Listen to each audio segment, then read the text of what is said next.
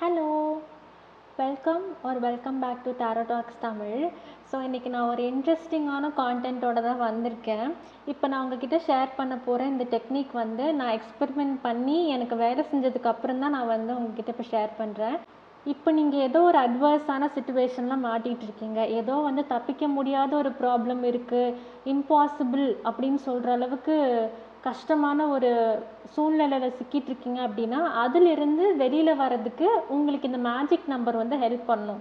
So இப்போ வந்து அது எங்கே எழுதணும்னு பார்த்தா இங்கே தான் எழுதணும். நம்மளோட ரிஸ்ட் இருக்கு இல்லையா, ரிஸ்ட்டில் தான் எழுதணும்.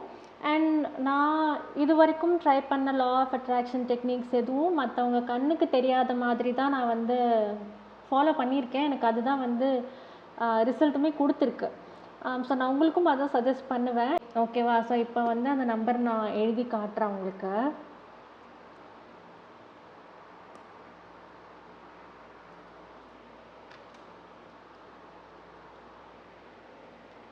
இங்கே எழுதணும்.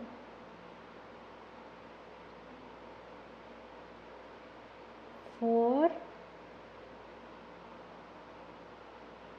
1 9 4 8 8 7 1.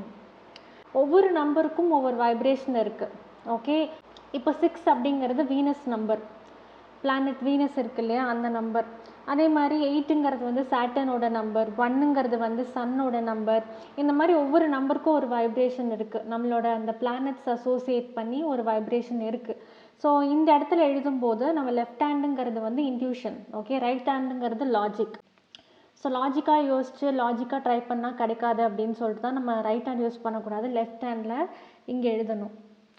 இந்த ரைட் ஹேண்டோட ஃபிங்கர்ஸ் இருக்கு இல்லையா, அதை இப்படி வச்சு இந்த நம்பரை நீங்கள் 28 டைம்ஸ் சாண்ட் பண்ணலாம். சாண்ட் பண்ணிவிட்டு இப்போ நீங்கள் மாட்டிகிட்ருக்கிற அந்த சுச்சுவேஷன்லேருந்து வெளியில் வந்துட்ட மாதிரி விஷுவலைஸ் பண்ணுங்கள்.